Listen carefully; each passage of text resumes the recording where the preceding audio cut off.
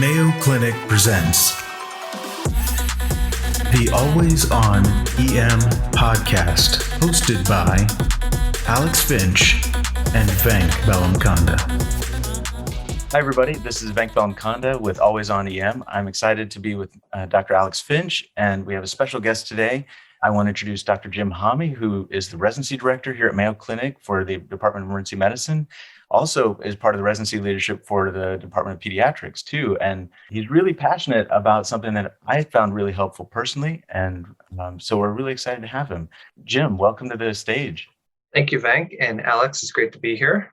Do you mind telling us a little bit about yourself? Sure. Well, I'm a native Minnesotan, and I like to say I went out east for medical school because I went from the Twin Cities, where I went to undergrad, to southeast Minnesota and Rochester, and attended medical school here at the Mayo Clinic. It was Mayo Medical School back then. It's now the Alex School of Medicine. And then I stayed on and did my training in pediatrics here, spent an extra year as a chief resident, and then did another residency in emergency medicine. So I'm not sure what that qualifies me for, other than not somebody to give people advice as to how to get to their end destination in their career really rapidly. But it's given me an interesting perspective. And as you mentioned, I've had roles in education, both in the pediatrics realm and now currently in emergency medicine, which has been really enjoyable. We're very excited to have you today. I love the comment on taking the long way to emergency medicine. That's a lot of training. I was hoping to work through a scenario that some of our listeners might have had to deal with. I'm going to put this at a 2 a.m. situation. You have a 3-year-old with a forearm laceration. Incidentally, I would say there'd be no one I would rather have take care of my child than you at 3 a.m. So it's a simple laceration, but the kid is freaking out, just screaming. You're working by yourself. This is a small community emergency department. The waiting room is overflowing. When I'm in this situation, I think we have a couple of options. Number one, we hold the child down, and it's kind of an unpleasant situation for everyone. I know the kid's never going to want to go to the doctor again. The parents are upset. I'm upset. Nurses are upset. We can do a full sedation, but sometimes for, a tiny little laceration, that feels like a lot. I know in some community emergency departments, this involves calling in maybe a respiratory therapist from home. It's a huge resource utilization. But I understand that you have a passion for maybe a third option. Is that right? Well, yeah, these can be challenging scenarios. And I think where you're leading us to the topic that we're going to spend a lot of time talking about today is the use of nitrous oxide. Now, I don't want to imply that nitrous is a solution for every 3-year-old screaming in the middle of the night, but it's one possible solution. And I think it's an important tool to have in the toolbox. There's lots of things that we can do to try to improve the experience, first and foremost, of our patient, which is that 3-year-old and his parents. And whether it's 3 a.m. in the morning or 3 p.m. in the afternoon, I think we owe that to our patients, is that we try to provide them the optimal experience and care no matter what time of day or when they present. But you've alluded to that can be challenging, resources and things. And so having something that you can utilize that doesn't consume a tremendous amount of resources, has a high likelihood, although not necessarily 100% likelihood of being successful, and maybe can be done even without your personal guidance or direction as the highest level provider, is really nice. And nitrous, I think, falls into that category. I certainly don't advocate for the holding down and traumatizing everybody. That happened to my own daughter in a dental office, and it took us years and lots of desensitization exposure to get her back into a dentist's chair without extreme fear. Wow. And it broke my heart. And so again, it's something that I think we want to think about as what effects this is having on the patient long-term. And nitrous can really help with that. And you bring up the dentist's office. There's a bit of a history with nitrous and dentistry. Can you share some of that? Well, yeah, nitrous it's not a new therapy, and it's been around for a long time. And initially when it was discovered to be quite enjoyable, and it was used recreationally. And that's where that laughing gas came from. And then, a little history, Horace Wells, who's considered the father of anesthesiology, he initially used chloroform and also nitrous oxide to help mitigate discomfort for procedures. And he was a strong advocate for using nitrous oxide and even allowed somebody to pull his own tooth while he had nitrous oxide on board to demonstrate its efficacy. Wow. Yeah. So strong proponent of this. It's been around for a long time. Actually, I gave a presentation way back many years ago in our grand rounds, and I started out that presentation with a little video clip of LL Cool J's Mama Said Knock You Out, because of the very first two lines. Don't call it a comeback. I've been here for years, is what he says. And I just wanted to point out to people that this is not new. This is not novel, but we've seemed to have forgotten or missed the boat on this, where our dental colleagues have used this for many, many years, because who really wants to go to the dentist? It's very few individuals. And so they found that this is a safe way to help make that experience less uncomfortable for many people. Now, there are still people who still need to go under to get dental procedures done. Nitrous isn't a panacea for everybody, but it does work for a lot of situations, and it can really help improve an experience. Absolutely. I had a surgery earlier this year, and I was really anxious about it and worried about some pain, and it was just nitrous, and it was phenomenal. I had such a great experience with it. It was my first time ever receiving nitrous. Afterwards, I called Alex to tell him, like, this was amazing. I just really wish I had known how effective it could be. As you think about which patients are going to benefit the most and which procedures that maybe it works the best for in emergency medicine, how do you conceptualize that? Yeah, so I think about nitrous as both an anxiolytic and an analgesic. And at the lower doses, it's more of an anxiolytic, although even low doses, it's been equated to like 25% nitrous is equivalent to 10 milligrams IM morphine. Now, I'm not sure exactly if that's true for everybody, but there is a significant analgesic effect to it. But it's really its greatest benefit, I think, is in that anxiolysis category. And so I think about procedures that are creating a lot of anxiety and also have associated discomfort, because it does help with the analgesic part of it. So it's also very nice for things that you think are going to be brief, because it has a rapid onset. Usually you get some effect within about 20 seconds, but it has, even more importantly, a rapid offset. So within about 3 to 5 minutes, it's completely out of your system. So for things like lumbar punctures, I&O casts, sometimes IND of abscesses, which we know we never get good enough local anesthesia for that. And often people have these procedures done over and over again because they have recurrent problems and they have negative experience after negative experience. Right. Well, adding nitrous on top of that can really make that experience much less traumatic for them. And the other interesting thing about nitrous, in addition to its anxiolysis and analgesia, it has this sort of pseudo-dissociative component to it, where people are awake and they recognize that you're doing something painful, but they just don't care. And I've had this happen many times where the patient is saying, ow, ow, ow. And I say, would you like us to stop? No, it's fine, keep going.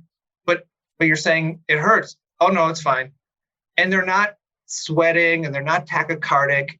So they're able to interact with us and share that something maybe is hurting, but it doesn't bother them, which is really interesting. I think of it as almost ketamine-like that way, except for they're much more able to interact with us.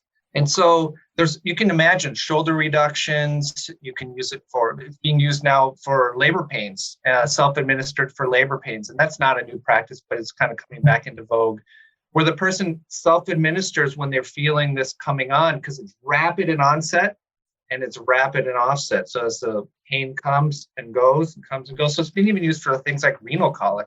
Although I'm not sure that I would put somebody in our observation unit puffing on nitrous for 6 or 8 hours. That's probably not how we're going to use it. Another area is when that procedure is going to be painful for a little while and then not so bad, but still anxiety producing. So thinking about a hematoma block, which using a needle to inject into a fracture site can be painful and anxiety producing, but then the subsequent reduction can still be anxiety producing, but it's not nearly as painful. Nitrous can be a great thing for that, where you can cover over the anxiety of the whole thing and some of the analgesia. So I could go on, but and we're going to have you do that. That's awesome. And you mentioned it being used for labor pains. I guess I'd be a little nervous about any effects to pregnant women, breastfeeding. Do you know of any reason not to give it to that group? There's absolutely none. There's a theoretical risk of teratogenicity early in pregnancy. So sometimes we will recommend that first trimester pregnancy avoid nitrous. Now it's just a theoretical risk. It's really never been proven. Okay. So I would never be concerned about a pregnant nurse in a room with nitrous, primarily for these reasons. It's heavier than air, so it settles out to the ground. And all of the devices that we currently use to administer nitrous have a scavenging component to them. So what little does maybe get into the environment, it's going to settle out of the ground. So unless that person is laying on the floor, sucking up what little tiny nitrous is left over, they're probably not even get any exposure whatsoever. There is some effects on vitamin B12. So if somebody has a known vitamin B12 deficiency, it's probably not the type of person you want to have using nitrous a lot. So over long periods of time, over and over. And that's, I think, one of the concerns. If people abuse it, they can create some problems for them. But in a short-term procedural type setting, it's perfectly safe. There's some contraindications, obviously, because it diffuses so rapidly into gas-filled spaces that you wouldn't want to use it in a pneumothorax because it could expand the pneumothorax. You wouldn't want to use it in a bowel obstruction. COPD is a little bit of a dubious situation for it because of displacement of oxygen and also those air-filled spaces that when they expand, they could rupture.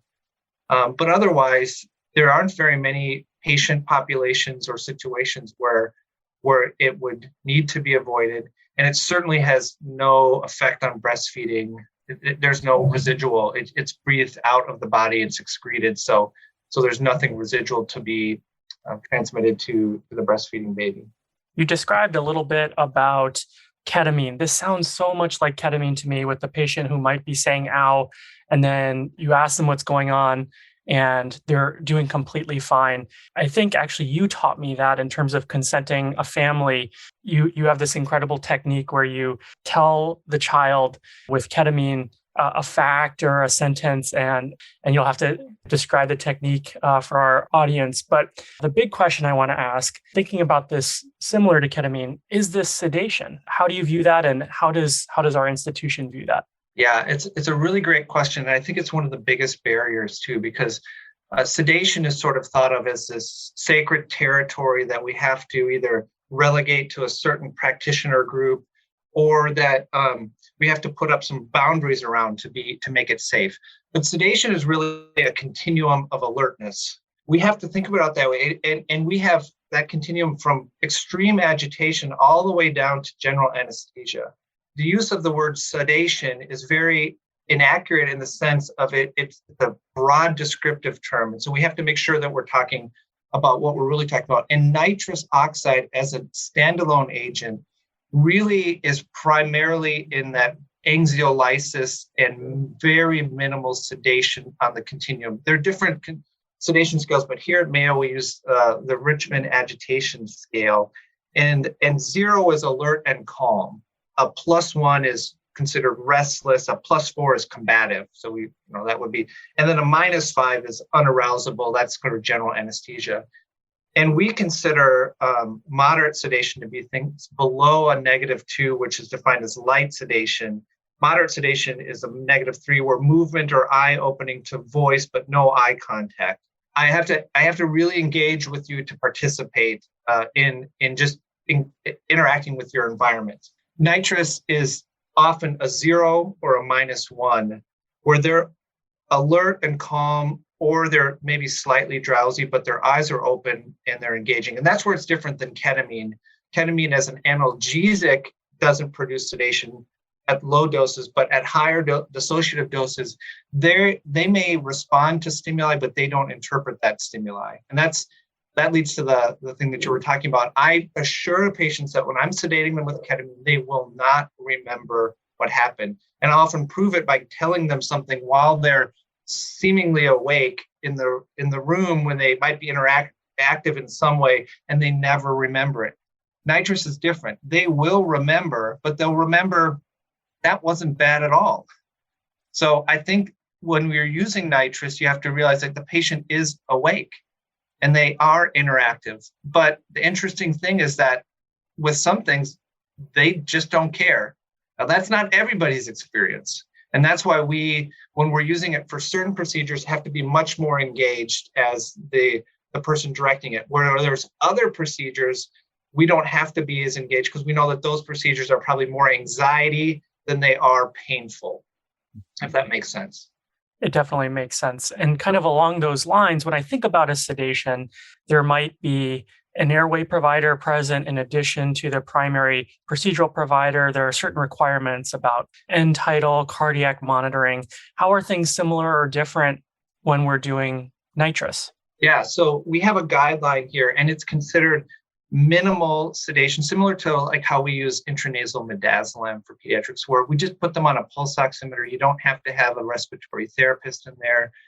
You don't have to have necessarily separate proceduralist observing than the person doing the quote unquote sedation, because it's considered minimal. And that really is a low risk thing. Now, our guideline though does talk about it in terms of increased monitoring depending on what your intended level of sedation is. If your intention is to try to get the patient to that moderate or deep level of sedation, and I'll tell you that using nitrous as a sole agent, even at 70%, which is the highest percentage we can get, it's very uncommon that you'll get them to that depth.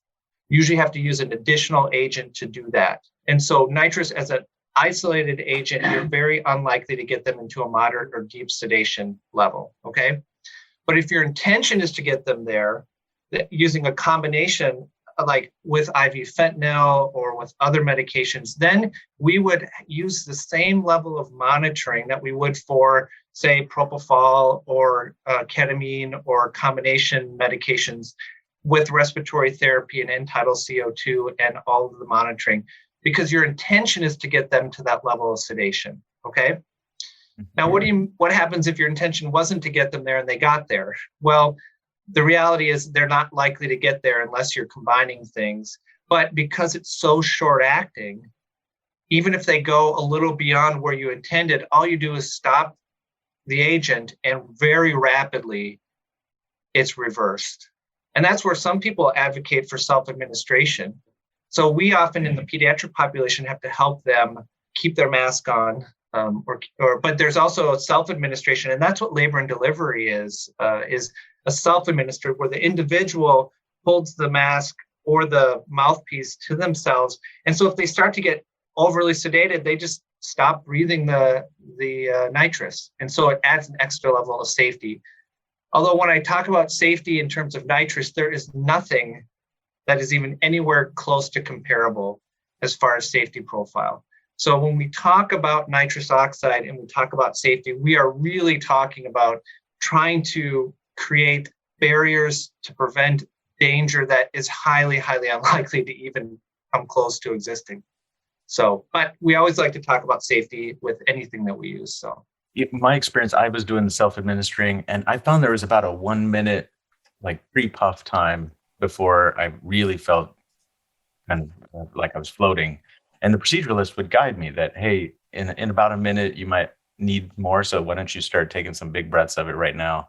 And that's you absolutely had the peak effect usually is about a minute to 2 minutes. You can get some effect. And I think that's an important thing that people who are using it understand. It's not immediate. There's a little bit of a delay. And then, the duration. So your experience, I think, fits with what many other people have. And that's part of understanding how to utilize it for individuals. In terms of the technique, I'm hearing wait a minute to 2 minutes before you make your incision or stick a needle in. But the other thing that you are very facile with is dosing. You described the upper limit is 70%. I feel really comfortable with ketamine dosing, other sedation. How do you approach the dosing of this, and how does that work? Yeah, it's a great question. So you can go as low as you want, but the reality is anything that's probably less than 50%, you're not going to have a lot of adverse increased effects below 50%. And therefore, starting below 50%, you may just delay your getting to where you want to go.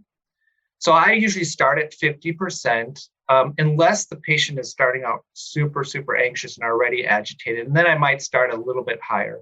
But I titrate it up or titrate it down. I think one of the big mistakes people make is they start too high too fast. And that can sometimes have a disinhibitory effect and can cause actually dysphoria and increased agitation. Now, if you continue at that level, they may get past it, but it seems like, whoa, this is having the exact opposite effect of what I'm looking for. So start low and titrate your way up. And you absolutely nailed it when you said wait before doing that painful thing or before judging the effectiveness of the dose that you're at. Give it time. So I think another one of the barriers to people's long-term utilization is that they have an impatience. We infuse IV ketamine and through an IV, and within a minute or two, they're out. You give propofol, it's fast. We give fentanyl, and we have an idea of the time frame. But in this case, since we're titrating it, and different people have different responses, you have to observe for where that response is and interact with the patient in a sense. Now, that doesn't mean it has to be you. We allow our nurses to do this on their own because it's so safe. When it's a minimal sedation protocol, we let the nurses decide where they are on the RAS and titrate the medication up or down based on that. It doesn't have to be you as a provider doing that. And that's what makes it really nice because, again, it's very safe. I hear you saying we're going to start at 50% on the mask, titrate up or down, and the maximum is going to be 70%. We're going to wait a minute to 2 minutes before we start our procedure. Are you titrating by 10%? Kind of how does that titration work? Yeah, I don't think I have great evidence for anybody listening to this. I think I will typically go 5 to 10%. And the overdose of nitrous is not excessive sedation typically. It's dysphoria and maybe if they're breathing really, really rapidly, some nausea. To avoid those two things, I would rather go a little bit slower. But if you went from 50 and you jumped right to 70, they're not going to suddenly become obtunded. It just is unnecessary to go up that fast. So it's one of these things you can dial it up at whatever rate you feel you want to, but you may bump into some dysphoria or nausea if you go too fast. So 5 to 10% incremental adjustments. There are, you mentioned the 70%, that just happens to be the maximum that's allowed. So they're always going to be on 30% oxygen, but there are some devices and systems that it's a 50-50 mix. And that's just what you get. You get 50-50. And this is actually really commonly used in the pre-hospital setting. When it's used there, they'll use it's called Entonox or a 50-50 mix. So you don't titrate at all. You just give them a 50% nitrous oxide. It is often self-administered. You've mentioned a couple of times about the system definition for sedation, the system of administration. I remember years back when you brought this to our department, there was a lot of work that was involved to convince people this was a safe thing and achieve a lot of what we've done. And we're grateful for it. Can you walk us through and the audience through how you did this? Yeah, this is one of the things that baffled me, Venk. I couldn't quite understand why there was so much concern or resistance over something that is used so routinely in much lower, and I would say in situations that have far less monitoring capabilities and the ability to respond to any sort of airway event than we do. And that's the dentist's office. But yet there still was a significant amount of reticence to it. And I think most of it came from this idea that this is an anesthetic gas. The anesthesiologists use this as part of their induction, and therefore we have to have it in a very controlled environment. But the reality is it's a really terrible anesthetic. The MAC, or what people need to get somebody to sedation for nitrous oxide, is 104%, meaning you have to put it in a hyperbaric environment to actually get them to be sedated. And that is a pretty big MAC, I like to say. So that was one of the things. I think the other thing is just we have things that work, right? We have medications that we like to use and we get comfortable with them. And so anything that's new has to be introduced, and people have to be, I don't want to say convinced, but they have to see the value and utility of having another tool in the toolbox. And so that was one of the barriers. And then there's also well, if you're going to use it in your environment, other people should be able to use it in their environments, and they may not have the same capabilities. So we had this with dermatology, and dermatology had a nitrous protocol that basically wasn't used. And so we had to make sure that ours wasn't terribly discrepant from theirs. So I think getting all the stakeholders involved and sitting around the same table and having discussions, but ultimately understanding what are the fears, what are the concerns, and then using the evidence surrounding them. So I've just reams of studies that show the safety of this in different patient populations, different environments, and that helped alleviate some of the concern. And the final biggest barrier is this idea of scavenging. And do we have to have this? Do we have to have nitrous pumped into every single room? Do we have to have scavenging devices in every room? Or do we buy a device that we move from room to room? And ultimately, we overcame the cost by getting a device that we move from room to room, which is another barrier. If it's not right there in front of you, you don't think about using it. We've, after implementation, had to do some educational things just to remind people, hey, we even have this.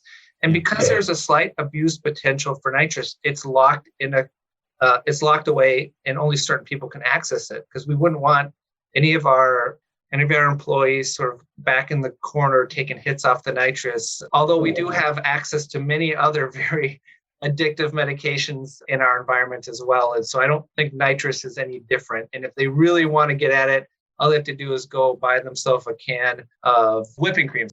Can you explain what scavenging is? I'm not familiar. Most of the circuits will have an input and an output. So there's kind of a suction output. The suction output will take the waste gas that's exhaled, and then it'll find a way to jettison it into the environment. So it's a suction-related device that will doesn't put it into the room, but it's basically a dilutional effect. You're trying to keep it from concentrating. And as I said, it is heavier than air. So just like carbon dioxide from dry ice, you see kind of settles out low. Nitrous could potentially do the same thing if you had a lot of it in an environment. So the idea is, if there's not great airflow, let's just suck out the extra nitrous and send it out into the environment where it came from. I think of this most commonly when I'm working in pediatrics for some reason. I think that's probably because you taught it to me when I was a resident. But does it work the same way in adults? Is this something we should be expanding more into our adult practice? Absolutely. I think that we grossly underutilize it in our adult patients. We think about trying to minimize these negative experiences for our pediatric population, because we know the implications it can have on them for future visits and things. And we just don't like to torture our pediatric patients. But I feel like we should treat our adult patients similarly. And so, yeah, it works just as well. And it's actually probably easier to use in adults because they tend to accept either the closed face mask, which we've been using a lot in the COVID environment, just as a way to minimize the amount of potential aerosolization, where there is a nasal hood, a nasal mask that many pediatric patients will tolerate better. My daughter did very well in the dentist with a nasal mask that had a nice grape smell in it. And so we'll use smells in the masks and stuff to get the patients used to it and let them hold it on themselves. But I think from an adult standpoint, as Venk has experienced, you can administer it yourself. You really can tell the effect, and you can even give some guidance as to, am I getting the effects I need? And you can get a lot more of that from the adult population than you can from our young patient population. One thing I do want to just make sure I don't fail to mention is that anxiety also is a spectrum, okay? You might still have a patient who seems still quite anxious and unhappy during their procedure, but it's only 50% of the amount of anxiety or unhappiness that they would have had you not used this. That's different than we often will see when we try to completely sedate somebody, right? We want them out completely. So it's not a failure of the medication if they're still anxious, but they're less anxious than they would have been otherwise. And that's where it's helpful. And it goes away rapidly. And so you can send them home right away after procedure, not have to have somebody drive them home. That, I think, is an important part, especially with our adult patient population, where if you give them midazolam for their procedure, you may have now interfered with their ability to get home. or they may have to stay around longer because now they're wobbly like a drunk person, where nitrous goes away rapidly and you can actually expedite their discharge. I think that's a huge thing that I didn't completely understand because, when we're thinking about a full waiting room and length of stay, which is not the main priority, but, if the patient's completely done with their care and the room could be used for another sick patient, waiting to recover from a sedation can take a long time. So, you're telling me this washes out really quickly. I think about, something like ketamine. The patient's got to wake up, they got to eat and drink, walk for me, and then indeed somebody's going to drive them home. Are there any requirements you have in terms of the recovery for one of these patients leaving care? Yeah, it's basically they get back to their functional status before, and they're likely to achieve that functional status much more rapidly because of the washout. And one of the things we do is we often do a washout with 100% oxygen. And there's two reasons for that. One is it just helps, create a gradient and it'll diffuse out of the tissues and the blood quicker. But it also helps prevent the potential for what's called diffusion hypoxia. So if you have a lot of nitrous in your blood and it's diffusing into your alveoli quickly, there's this idea that somebody could become hypoxic. I think it's probably more of a theoretical risk and probably only really of a concern in our COPD patient population. But we overcome that by essentially just giving them way more oxygen than they ever would have had in the ambient environment. And so we do a little washout. But once that period is done, the drug's gone. And so your discharge is really based on other factors, such as other medications they might have gotten or the need for follow-up x-rays or discharge instructions. And it's not based on the nitrous itself. A couple of times you've mentioned some of the physical properties of the gas. And a lot of medications, I know how they affect the patient and some of the chemistry. Are there key things about how nitrous is causing anxiolysis or the pharmacokinetics of it, other than the time onset, time offset that you've already mentioned? Are there other things that we should know? Yeah, I think so. So some of the properties of nitrous really line up with what have been described as the properties of an ideal agent for anxiolysis or sedation. It's rapid on, short duration of action. It's effective with minimal side effects. It's easy to administer, very good safety profile, and it has a low addictive potential. It's relatively inexpensive. It's colorless, for the most part, odorless. I've already mentioned that it's heavier than air, but it rapidly dissolves across the pulmonary vasculature, and it's not metabolized in any way. So it's what goes in comes out exactly the same, and it's really pulmonarily excreted. It does act on several different receptors. So it's shown to act on the opioid receptors. And so it can be classified as an opioid-like agent. And these receptors in the brain and spinal cord in particular. And nitrous helps release endogenous opioids. And this is known because it can be blocked by naloxone. So if somebody's got naloxone, nitrous doesn't work as well.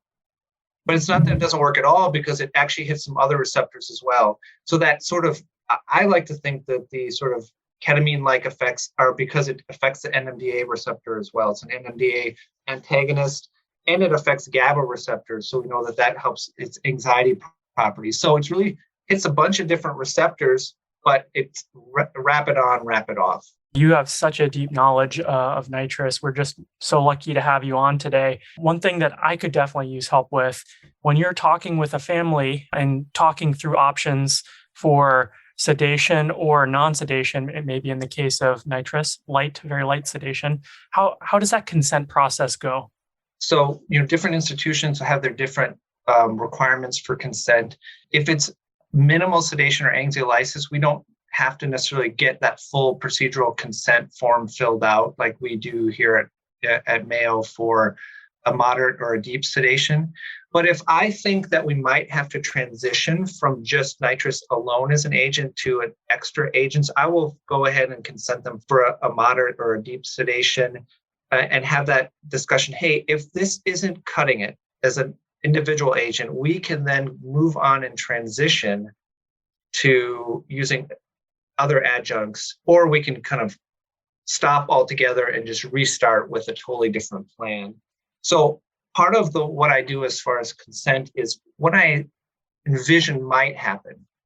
And there are times where I look at a situation or a patient and say, this is not a nitrous situation at all. Both bone forearm fracture in a young child, or a tib fib fracture, or something that's extremely painful.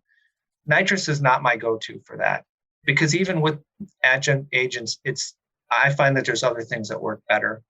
So I talk about the fact that they're going to be awake, they're not going to be asleep, and they are going to be able to interact with the environment. They're going to let us know how we're doing, and we're going to be able to kind of talk them through it as well. And so I think that's an important thing. So if the parent is in the room, they understand that there's some agency on the part of the individual if they're old enough and verbal. And if they're young or pre-verbal, the parent in the room can actually see other elements of how the nitrous is working. You can see sort of the child relax a little bit, or the vital signs maybe improve, the tachycardia gets better, or the tachypnea goes down. But they also are part of the decision making for those younger pre-verbal children. Is this getting your child to the destination that you feel comfortable with? I think many of us who are parents realize that we have different thresholds. When giving my children the intranasal flu vaccine when it was available when they were younger, it was, if you don't sit still, I'm going to hold you down. Because they knew this is how this was going to go. This was not a choice, but that's not how everybody works. And that's certainly not how we want to approach certain procedures. But vaccinations are something that I believe our children have to get used to, and we can't sedate them all for those things. But in the ER environment, when you're doing a procedure, that may not be the time to teach that lesson. And so the parents are a huge part of that decision. Is this working or not? Is this where we want it to be? And I think that's an important part of the environmental control, which is very, again, different than some of our sedations where we just knock them out. And then nobody has to have that input. We just know that they're already sedated enough. I hope that answers your question.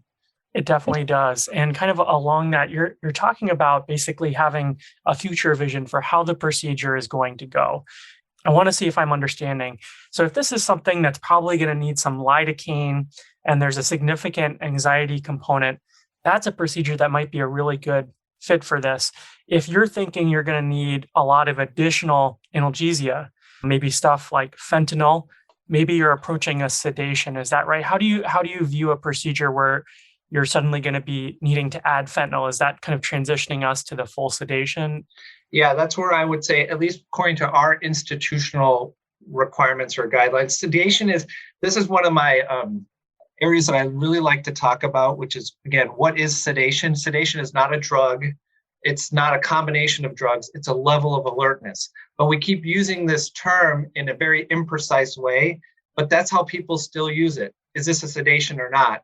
And so in terms of nitrous, there are many times I will use nitrous along with doses of fentanyl, but I just approach it as we would with moderate or deep sedation with that extra level of monitoring, even though I know that they may not get to a moderate or deep level of sedation.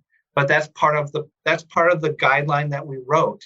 It's also part of the guideline I'd like to rewrite as we've gotten more experience with it. And people realize, like, we don't need to have a respiratory therapist present if we gave them 50 mics of fentanyl in addition to nitrous. But that's part of the negotiation process that anybody who's setting up something has to go through. And we needed to do that at the time to get everybody to feel comfortable and confident with it. Once you've got more and more experience with something, you can then rewrite your guidelines to fit whatever works well for your practice. And I just want to emphasize that we use this primarily as a nurse-driven thing. It's not a provider-driven thing. We order it, but the nurse has complete control over it. And I'm often not even in the room when nitrous is being used for many of the things, or the only reason I'm in the room is because I'm the one who's doing the laceration repair, or I'm the one who's doing the I&D. So for a lot of procedures like INO caths or IV starts or burn management where you want the nurse to clean the wound and dress it and stuff, you can order this as a really nice way to help somebody else get their job done. And that's not how we often think of sedation, right? We think of sedation as something that we are there for. But this is a form of sedation on that more mild side that just deals with anxiety and some analgesia that doesn't need us to be there present based on certain parameters that we've established. This has been really wonderful. And as in preparation to talking with you about this, I was trying to think what the future might hold for nitrous. And I'd be curious what you think about that. And the only place my mind went was, could this be even used in the field? And do you have any thoughts on that? Yeah, actually, I'll go back to LL Cool J. Don't call it a comeback. It's been there for years. There's a publication from 1970 about ambulance use of a 50-50 mixture, and it's used in other countries. It absolutely could be. I think the barriers often are just the abuse potential. How do we monitor this? It's the same kind of things we run into in our own institution. Well, it's an anesthetic. Is this sedation? But I will tell you that having somebody puffing away on nitrous in the back of the rig, rather than getting big doses of narcotics, I'd feel a lot safer with that, because they're helping control it and they're managing their discomfort rather than us just trying to guess. So it's absolutely, that's not the future. That's actually the past, but it could be the future for our practice, because at present we don't use it. To see it expanded in its utilization is to think about it much more quickly for things than we currently do. Things like IV starts for anxious patients.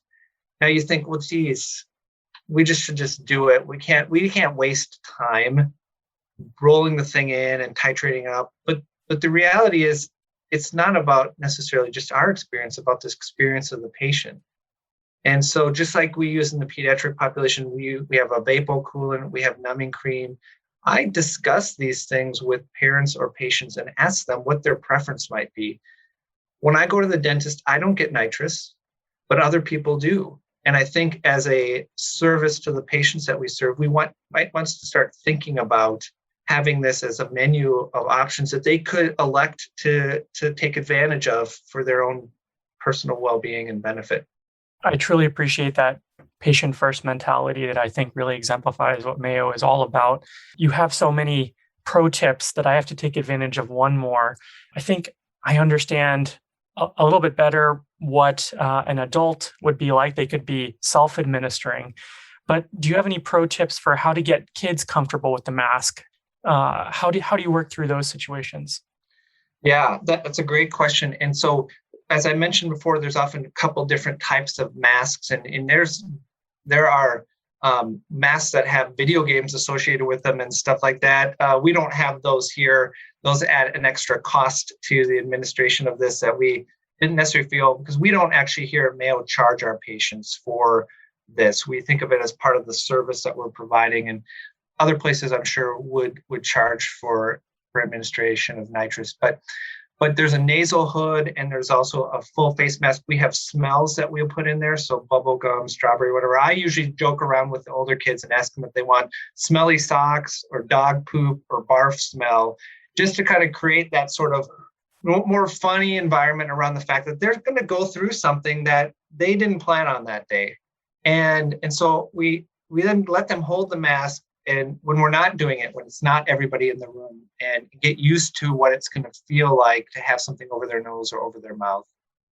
And then I'm often in there telling stupid dad jokes and stuff, often surrounding things like, poop. Poop jokes are even funnier when you have nitrous oxide on board, just to lighten the mood a little bit and help people see the fact that the patient isn't asleep if they're worried that they're going to be really sedated, but also to help create a mood in the room.